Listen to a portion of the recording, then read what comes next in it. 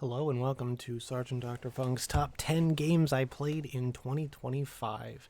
Um, I'm still wearing the same shirt that I wore for the other one because I'm recording these basically all in one day because they have been in the back of my mind and I want to get them done. So now we're going to talk about games because I played some games in 2025 and I played a decent number of them. I think I had like 15 or 16 to list. So some of them did not make the cut. Um, Katamari Damacy was one of them. Jedi Power Battles. Shout outs to Windswept. Windswept was very nearly on here. It was a very good game. Portal 2. How did Portal 2 not actually make it? I think Portal 2 I didn't put on here because I had played part of it before, so that kind of made it a little bit unfair because it wasn't just like some completely brand new game. So there's stuff like that. Another notable exception that I want to talk about right now is, of course, I wanted to play by the same rules that I did last year. Last year, I did not include the remaster of Paper Mario: The Thousand Year Door for similar reasons to Portal 2 because I had already played it. So this year, a big omission is Xenoblade Chronicles X Definitive Edition. That game would be easily number 1 or 2 on this list if I included it. But I didn't want to give that spot to a game that I had already played. Xenoblade Chronicles X is a fantastic freaking game. Did not get the attention it deserved either fucking time it got released. Yeah, absolutely play it.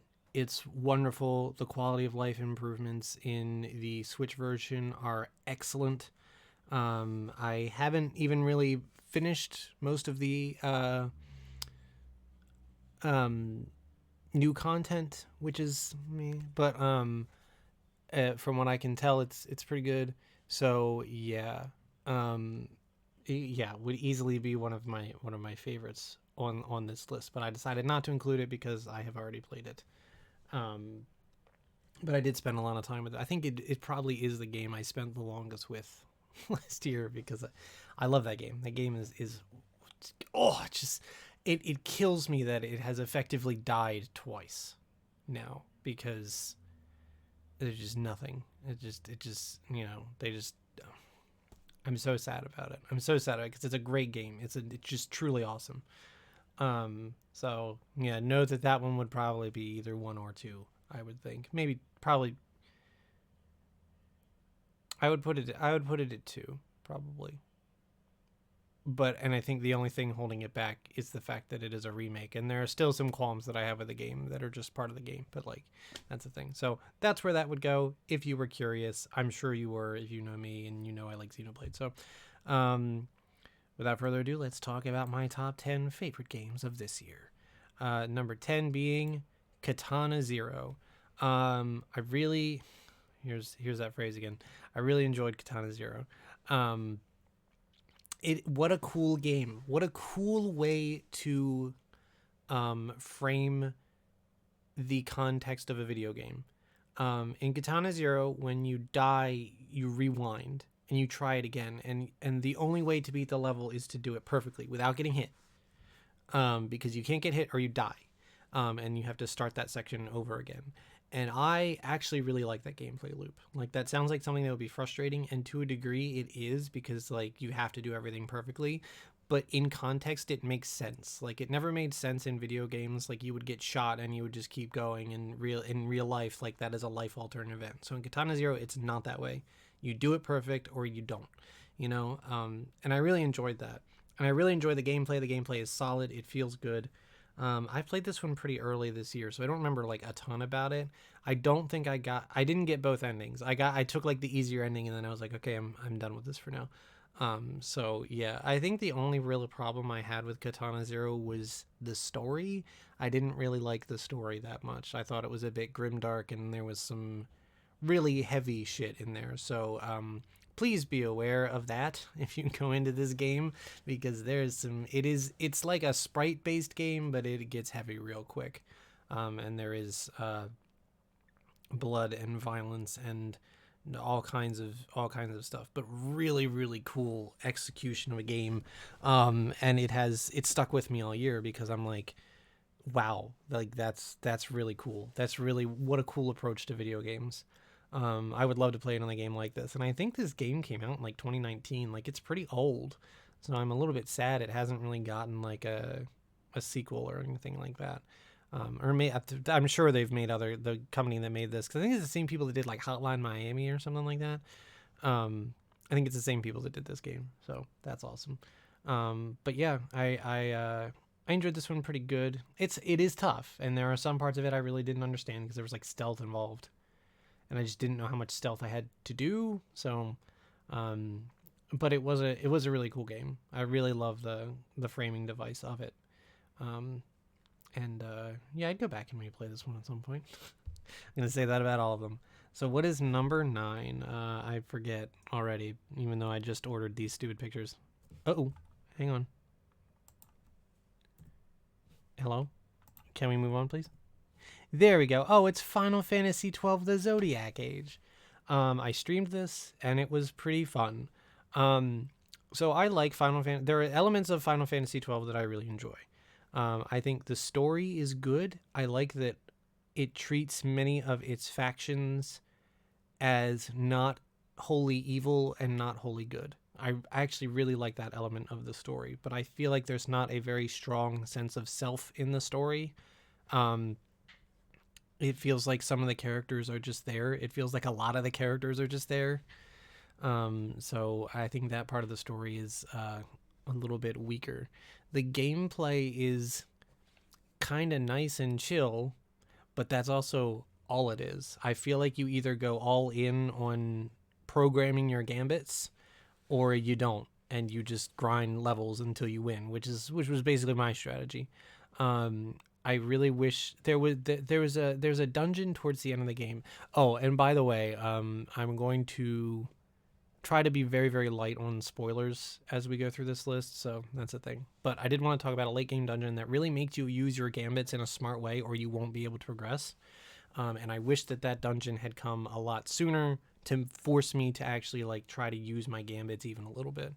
I love that the gimmick of this game, the central gameplay mechanic is, well, we didn't feel like programming AI, so you fucking do it then. That's how I describe this game. I don't know. I didn't really dig the gambit system, which is why this is kind of low on this list. I still enjoyed it, and I enjoyed the world building. I liked all the similarities to Star Wars just because that tickles me. And there were a number of things that I really did enjoy about the game. I liked the varying species of people that lived in. I know the whole Evilis. I was like, oh, it's not Dalmasca, it's Evilis. But yeah, no, I'm glad I played it. It was a good one. It's a good one. But not quite my favorite. Definitely does not dethrone 6 in that regard at all. 12 feels kind of like a concept that should have gotten another pass. Now I don't really know what 13 is like, but I feel like you could have expanded on 12. I feel like you could have had like presets for the gambits and whatnot that you could have purchased or gotten through or whatever, or had your characters learn, where you could like, have the game set a game like gambits in order for you, if you want to prioritize something. But it didn't, and that's really not that convenient or fun. So, but yeah, pretty good. Glad I played it. Definitely a game that I don't hear a lot about. But I mean, pretty good. Deserves to be talked about more, I would think. All right, number 8 is, I believe, Shinobi Art of Vengeance. I actually had this higher previously, but I knocked it back a bit because I haven't finished it. Shinobi Art of Vengeance is an action platformer that looks really good, feels really good, and has some really good shit going on with it. And I have really, really enjoyed this game. And if I had finished it, it would probably be higher on this list. But I looked at some of the other things and I was like, it is very not fair of me to have not finished this game and then put it on the list. But I enjoyed it I enjoyed what I did play that much. Those sort of like 2D action platformers, that's like right in my wheelhouse, and Shinobi is a really good one. In particular, what I really liked was the customizable difficulty options of it. I do not like when enemies in games like this are tanky. it gets boring, and I just like, okay, there's just more chances for me to make a mistake. So this game gives you a lot of control over the difficulty in the game. And you can reduce enemy HP. You can increase the damage you do. You can increase your health, or the how aggressive the enemies are, and I really really really adore that. That is like one of my favorite. When I saw that, I was kind of blown away. I was like, oh my god, this game's amazing. So I did sort of a, because I'm often times caught between easy and normal mode. Because I don't want a game to like kick my ass too much, but I don't want it to be so easy that like I don't feel like I'm doing anything. You know what I mean? But Shinobi lets me hit that sweet spot, and Shinobi's really the perfect kind of game for it, because it is like one of those sort of combat heavy games where it feels good when you're doing well, and when you're not, it feels real bad. So I think adjusting the difficulty, I got it to a place where I really felt satisfied with it. And I also think that being able to adjust the difficulty myself in that way makes me feel like when I die, like it is kind of fair. You know what I mean? I'm like, okay, I clearly messed up on that one, because like I have these things set the way I want. And it just like being combined with a game that just feels really good to play, like hell yeah. And the thing is that no matter what you set the difficulty on, there are still some challenges in the game that will remain challenging regardless of those settings, because there are some like platforming challenges and shit like that. So it's just a overall really good, really well designed game. Looks awesome, makes you feel awesome, and I've had fun with it. It just happened. When was I playing this? Like late November, I think, and I think Metroid Prime 4 came out, and then I was playing that. So, but yeah, really, I really enjoyed this game, and I would like to get back to it and finish it this year, because it was fun. It was really fun. It's right up my alley. Right up my alley, so that's cool. All right, next is Kirby Air Riders. So I've put enough time into Kirby Air Riders that I feel like it could be higher on this list, but I think what holds it back is just the sort of unfocusedness of the game. If Road Trip were not in this game, I don't think I would have enjoyed it nearly as much as I did. I really, really loved Road Trip. I think it took the best parts of City Trial and put it into a cool Smash Brothers style single player mode, with really incredible looking cutscenes and a solid story. And I really, really enjoyed that. The new air ride courses are really cool. Top Ride is still pretty enjoyable, and City Trial is still pretty enjoyable, even if I feel like it gets out of control. The updates they've made to the game, adding characters, adding machines, stuff like that, makes it feel like a really good game. This is a really, really, really good sequel. I just never know what to do in it. Like, it's a good way to waste time, but it's not a game that I ever feel inclined to sit down with for any length of time, other than to like, it's a really great game for when I have like a couple of YouTube videos to watch that I don't feel like I have to like look at, you know. But like it's really great for like, if I want to just kind of hang out and decompress and play a few rounds of City Trial or whatever. So I mean, that's why it's not one of the bigger games on this list, but I did enjoy it. I'm really glad it exists. I liked it better than Mario Kart World, which I did play and which is not on this list. So yeah, definitely my favorite racing game of the year. I love the original, and the sequel is very, very good. I've got a couple of problems with it gameplay wise. The boss battles are annoying as hell. I don't know why they decided to pick that weird ass control scheme for the boss battles, but I absolutely cannot stand the boss battles for that reason. I think the only one that's kind of tolerable is the one at the end of Road Trip.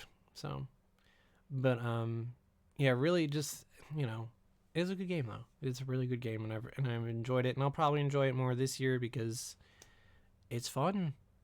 So, yeah, Kirby Air Riders. Next. Vampire Survivors.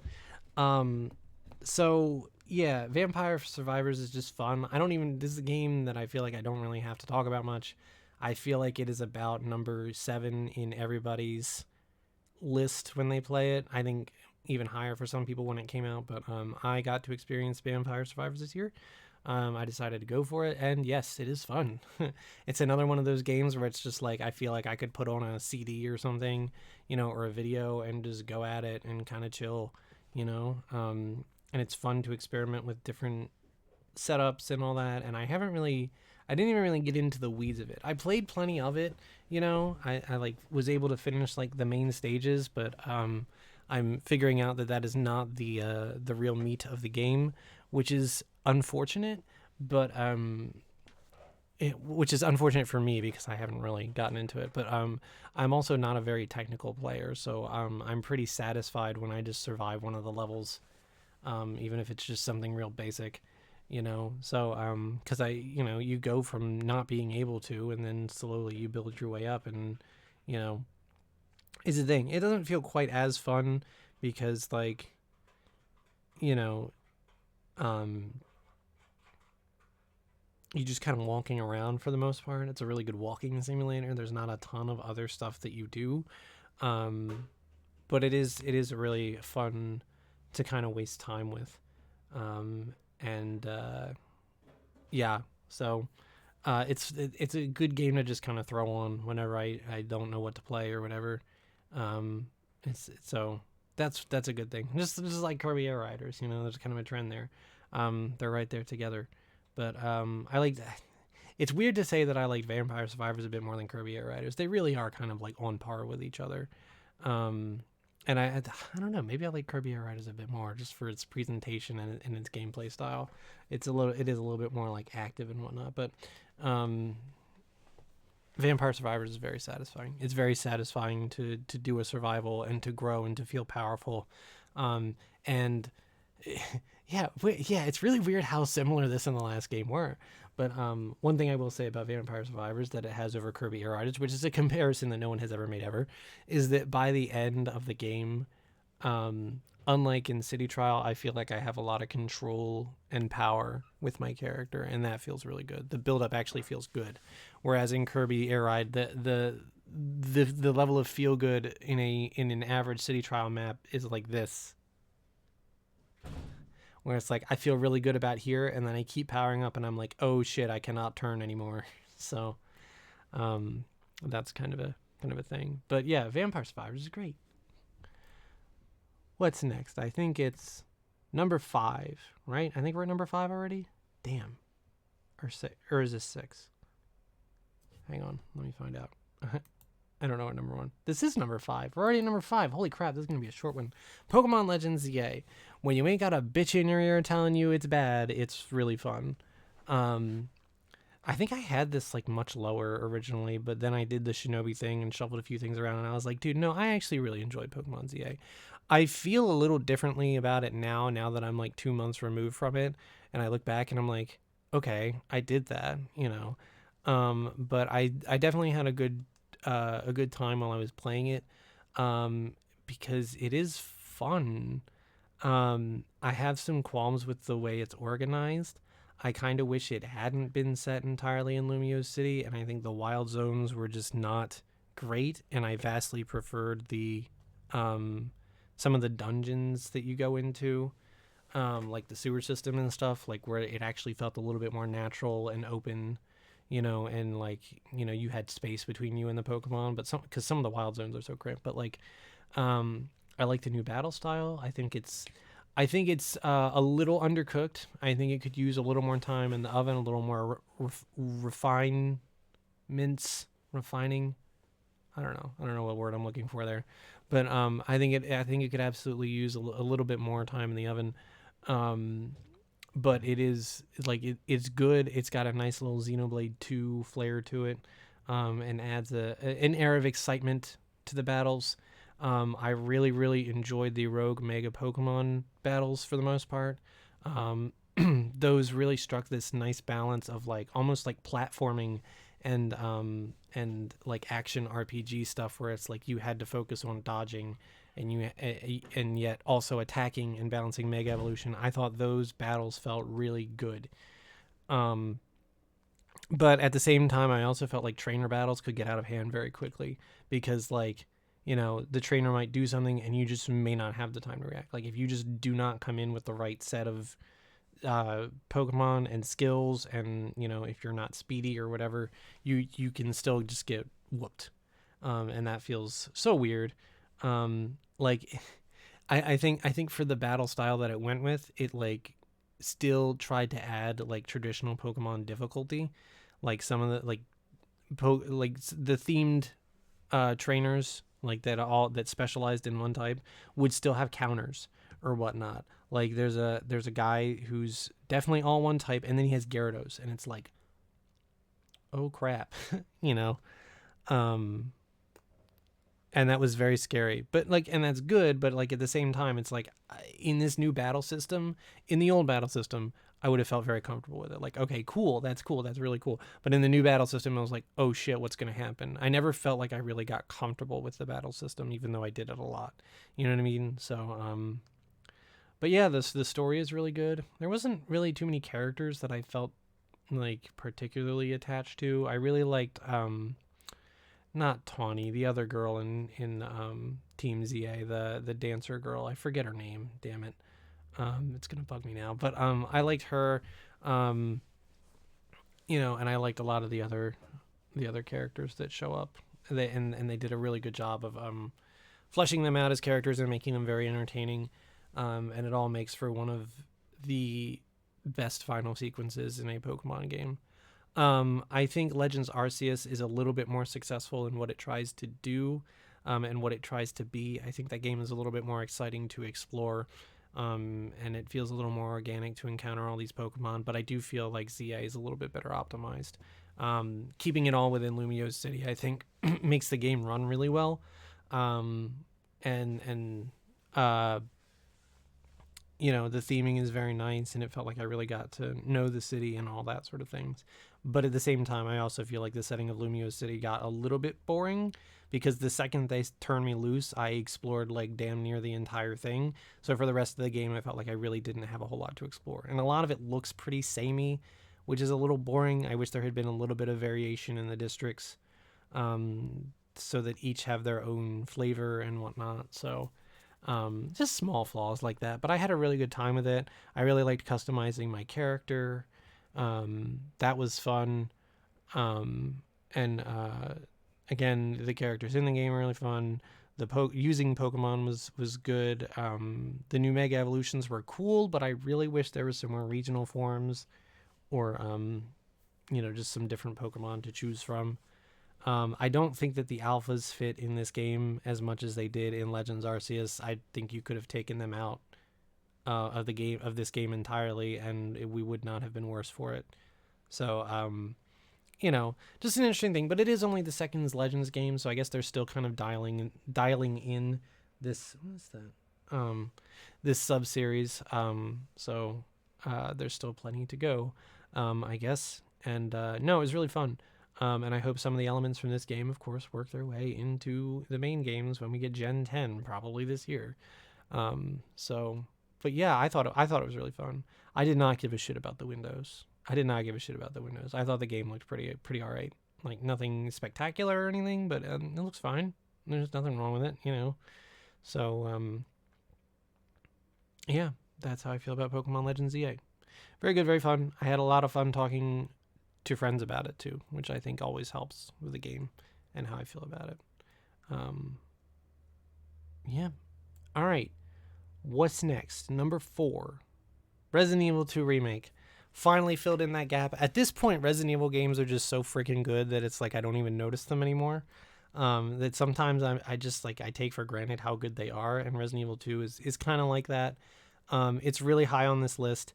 Did I enjoy it more than Pokemon Legends EA? I think so. I think it's just like kind of a better game altogether. It's just solid. It's just such a solid game. I don't have too many complaints about it. If I have any complaint about it, it's just the way the A and B stories work, where they do feel a little bit similar and not as cohesive as maybe they could have, especially learning how it worked in the original game, which for being like 20 years earlier was somehow more impressive. But no, Resident Evil 2, very solid. One thing I love about the Resident Evil games is that so many of them manage to feel different while still being the same basic thing. Resident Evil 2 feels different from 7 and 8 and 4, kind of different from 4 Remake. And yet it still does its own thing and is good for it. I like the systems in Resident Evil 2. I like the way that the inventory kind of borrows from 7. I think that feels really good, but it's third person and a little bit more action oriented. But is also really has that element of classic survival horror where it's like you're gonna stay in these areas and get to know them very well. And that'll be part of the challenge and part of the scares because we're gonna add things to it and make it more dangerous and all that. So I really liked Resident Evil 2 Remake in that regard. It's pretty scary. There are definitely some scary elements about it. The graphics are pretty amazing. Just the sheer amount of gross stuff that happens to zombies in this game, or that you can make happen to zombies in this game, is like, oh boy.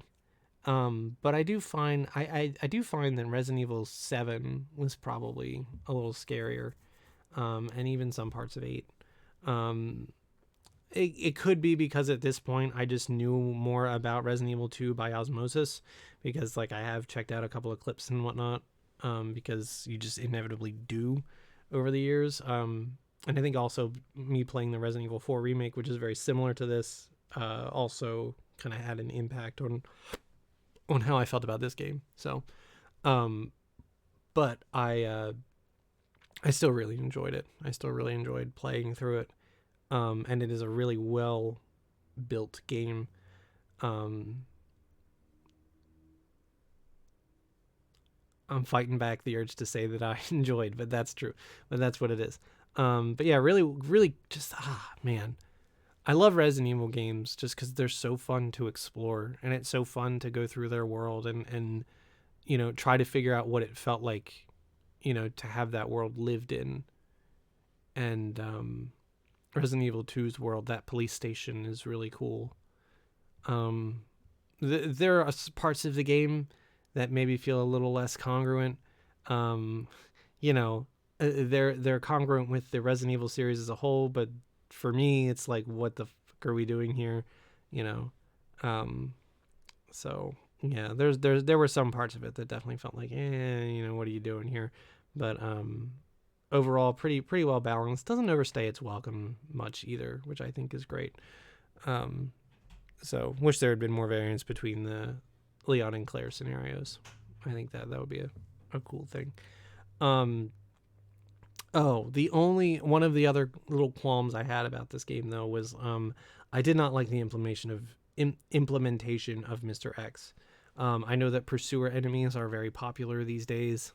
But I felt like Mr. X was more annoying than anything, because I felt like I spent a lot of time in gameplay just sitting in waiting rooms waiting to hear him go away, and doing that with the knowledge that as soon as I walk out of this room and take 5 steps, he's going to be on my ass again. And it was just really annoying. It didn't scare me like it should have. You know what I mean?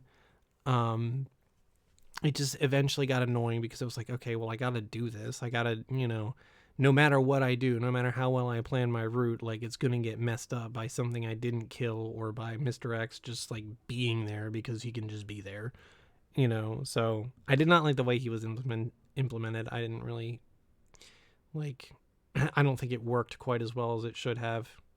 And I've seen that that's kind of the general consensus about Mr. X. Like, he is scary, but like he just kind of gets annoying after a while. So that's how I felt about that. Resident Evil 2, of course it's good. Of course it's freaking good. It's Resident Evil. Like, Resident Evil doesn't really miss. And people are like, what about the 3 remake? I said what I said. I might play that this year. Who knows? But yeah, Resident Evil 2, it's a very good one. Next, I know what the top 3 are, so here we go. Next is Peglin. Dude, I love me some Peglin. I really love me some Peglin.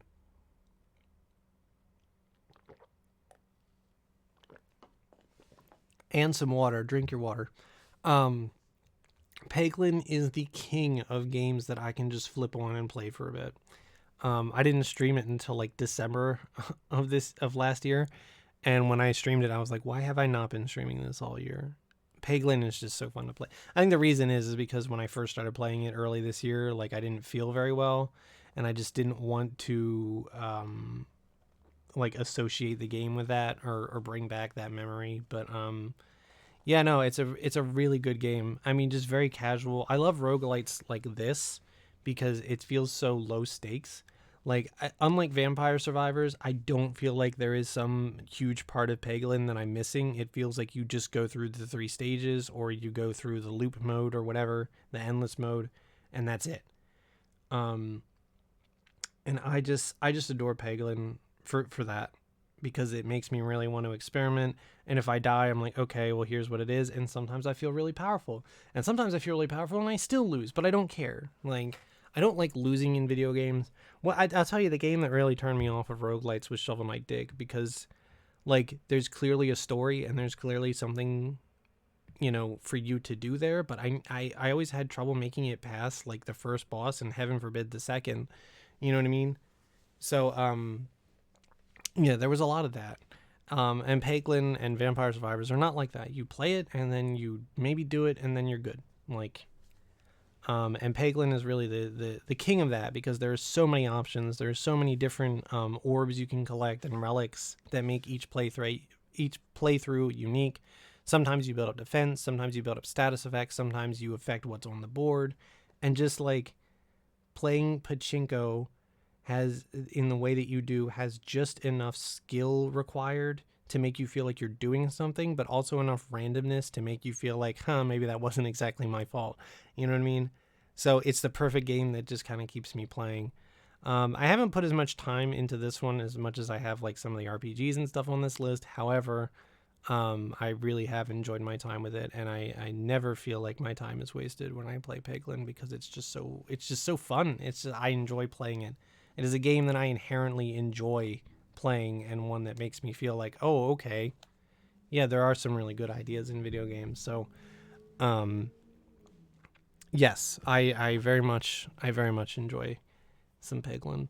I don't know that I have that much to say about it other than that. If you haven't tried it, you absolutely should try it, because it is just really fun to play, really chill, and yet also very exciting if you manage to get a good orb going. Man, there is nothing like shooting at one of them pumpkin orbs and just watching it hit the resets and go 3 times and do thousands of damage. And there's just like, they really figured out a way to commoditize.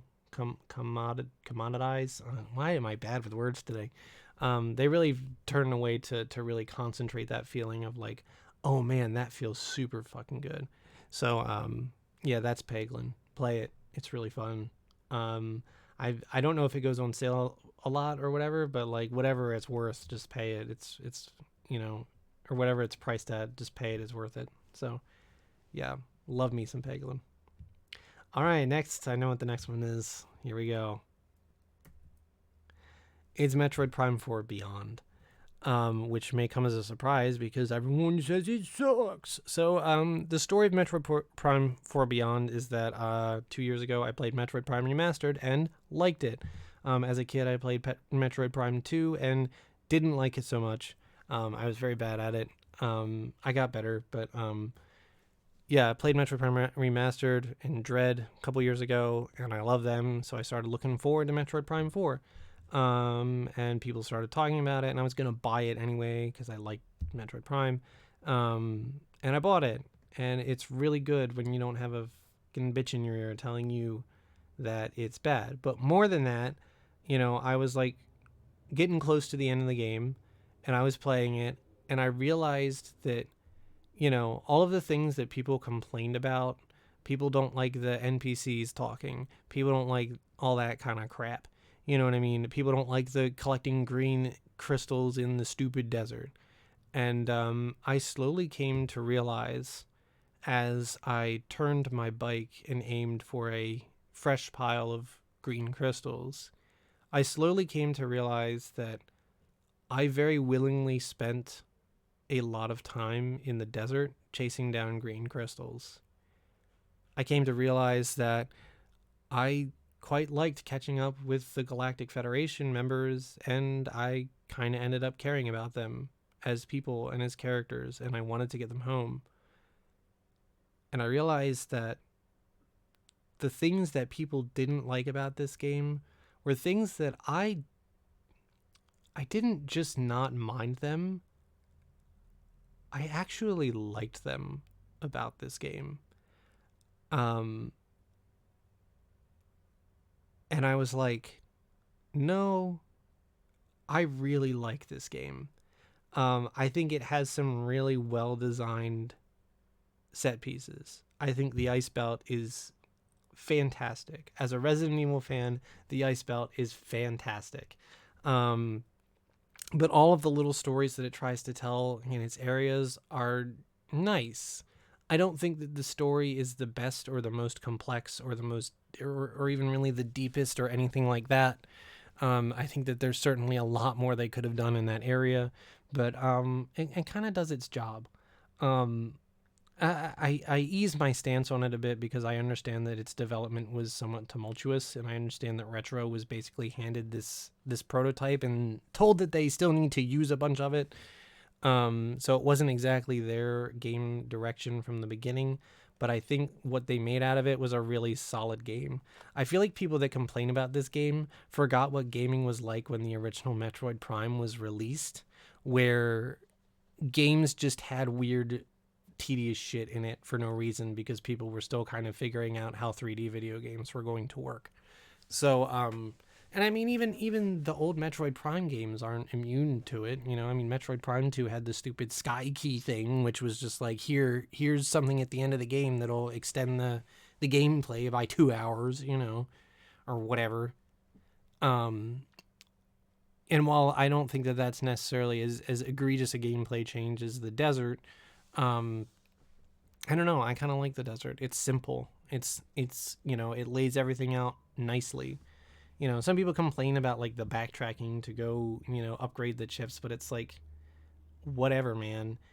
Typically there, you know, I mean, it's designed such that every time you have to do that, there is literally a room where you can go use the new blaster right away to unlock something. So like that's it. Like I didn't mind it. I was going back and forth anyway, you know, because this is what you do. You know, you have to go every location you visit, you go back to with new things. So it's like that's just kind of how it works. So I don't know.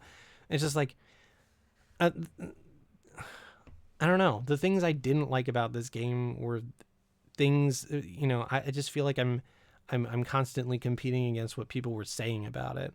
You know, and I just feel like even if this game is a 7 out of 10, that's not bad. Like, you know, I can see why fans of the original game or the original trilogy or however you want to call it would be disappointed by this game because it is a much more straightforward like Ocarina of Time experience and it's not exactly the Metroidvania that everybody remembers. But I feel like what it is a very solid like, you know, first person adventure. I feel like it's unfortunate that that 4 is in the title because I feel like this would be a great game to start people out on. I feel like, you know, this game is the most accessible that Metroid Prime has ever been. It's got a story that is actually told to you and not through scans. You know, it's got some pretty simple but effective combat. You know, there's not a, you know, pretty much all of the backtracking, a lot of it is optional. So you know, it doesn't have this big giant world you can get lost in. There's none of that confusion of like, oh cool, I got the boost pipe, shit, where did I see that half pipe, you know, and having to go all over the world and try to figure out where the hell you missed something. You know, there's not a ton of that. um it's the most convenient. The scout bots really help with all that. It helps you clean up. I 100% of this game other than scans, which in my mind is 100%ing it because scans are bullshit. But yeah, so that go ahead and that tells you how much I just inherently enjoyed playing this game. Some of the things are, you know, is it perfect? No. The mechanics, in a lot of cases, like the psychic powers, are just skin deep. They're just like reskins of old things. There's not a ton of new gameplay elements here. Some of the enemies get samey. I don't like that the enemies hit like trucks. You know, it feels like anything that you touch takes a half a energy tank. Um, and it definitely feels like parts of the game were rushed. And yeah, the story is a bit weak. And I think that there were things they absolutely could have done to really make those Galactic Federation stories factor into and enhance the isolation feeling of the game, that they didn't do. But yeah, overall though, really really good. I had a ton of fun with Metroid Prime 4, and I hope that they keep making the Metroid Prime games, and I hope that people will just shut up and realize that game series don't always go the way you think they will. I think it's important for game series to try new things. Were there things that I liked about this one more than the first game? Absolutely. Do I think that the first game is overall a better experience? Yeah, probably. But like Metroid Prime 4 is a different kind of game. It's going to attract a different kind of people. And I think that that's not a bad thing. I just wish they would have marketed it more towards those people, and I wish that the people who were expecting Metroid Prime again would maybe not do that. So, yeah. I know it's like very late, but I really did have a point in this game where I was like, yeah, I really enjoyed this game. So, yeah, I don't know. Maybe I'll feel different about it later, but yeah, one of my most enjoyed games of this year. But the most one I would say, aside from Xenoblade X, because we have to throw that in there, probably the game I enjoyed most was, and if you've done Process of Elimination, you probably already figured out that it is Donkey Kong Bonanza. Man, what a game. Donkey Kong Bonanza is the kind of game where you play it for about 5 minutes and you go, goat. Like the game presents its case very quickly, and you understand it, and you know what the entire game is going to be, and you just let it take you there. And Bonanza 100% does that. Again, within the tutorial stage, smashing through the terrain feels amazing, and it basically never stops feeling amazing. And it's amazing that that is the way that it is, and that's just how you know it was all crafted. I don't feel like I have to say a ton about this game. But the gameplay is really good. It does get trickier later on. Like, it feels like the first couple of levels you can just kind of bash and crash your way through, and then later levels are a little bit more precise. But like, I do love the freedom that the game gives you. You know, if you want to crawl around the outside of the level and just randomly punch tunnels inward, like, that's perfectly effective. You're gonna find shit. Like, it's so good. You know, it's constantly satisfying. It constantly, you know, keeps me interested and keeps me playing. It improves on Mario Odyssey in really fun ways, because, like, you know, just the simple, like, you know, banana gems are actually part of enhancing the gameplay. Like, that's just, it's real good. The whole package is just great. And I don't even feel like I have to talk about it that much, because it's just one of those games. It's just one of those games where it's like, yeah, I get it. This feels really good. It continues to be really good, and the way it challenges you is really nice. I think the only thing I didn't like about it were the what was it? The rehearsal challenges at the end of the game. They were just so, like, they expected you to do very specific things, and it felt like that's not what the game excels at. The game really excels at letting you do your own thing until you win. And that's something that I appreciate about it. So yeah, I don't know. The music is really good. The game looks really good. I don't know that it's even the best looking game. I think Metroid Prime 4, which I didn't say about Metroid Prime 4, really good looking game. The cutscenes in that game are amazing. But this game also looks really good. The style, DK's new style, is really good. Pauline looks great. The new villains are amazing. And the story itself is very simple, but it's effective. It's a really effective little tale of companionship, which I think is very charming. And the things that the places they go with that story are really really interesting. Again, I don't want to spoil anything, but it like you know it's so weird to look at a Mario game, right, and go, oh, whatever, like, who cares about the story. But in DK Bonanza, they've actually done a really really good job of making the story interesting, of like literally launching you through some of the later parts of the game just based on that hype and excitement for the story. And the characters are really good. I love the villains in this game so much, and I hope that some of them get to come back later. But yeah, it's just this is just one of those games that just keeps you playing. I think if I had a little bit of critique for it, I think it overstays its welcome a little bit. I think, much like Mario Odyssey, there are a few too many collectibles in it.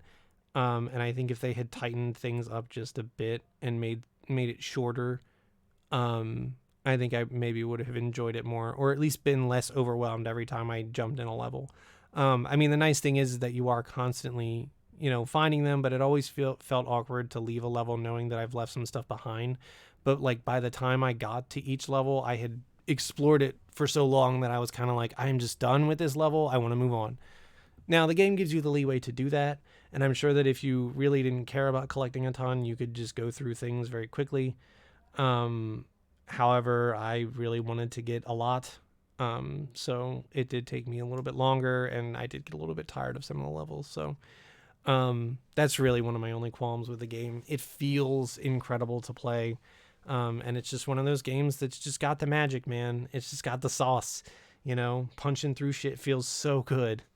And the fact that they have reinvented Donkey Kong 3D platformers in this way is it's blessed. It's amazing. And it's the kind of game that really brings you a lot of joy because it isn't a Mario game. It's Donkey Kong, and thank God, because man, Donkey Kong deserves it. It's the kind of revival that you wish your game series gets. And man, I hope this is the start of something beautiful, because there are so many places they could go with it. And still have it be fun. And it was definitely like one of those games where it was like, I played it for a couple minutes and I was like, this is probably my game of the year. And it stayed pretty consistent through to the end. It didn't change my life or anything. I don't feel like there were any games like that really affected me like that this year. Particularly in the story department, I didn't really get anything, but I also didn't play a ton of RPGs or whatever. Unfortunately, there's nothing that I felt that strongly about. Would any of these games end up in my top 10, like, of all time list? No, I don't really think any of them would get close. But I enjoyed gaming in 2025, and I look forward to doing it in 2026. We're starting out strong with DK Tropical Freeze. And I'm looking forward to whatever else gets announced this year. And I hope to see you back next year to talk about favorite games.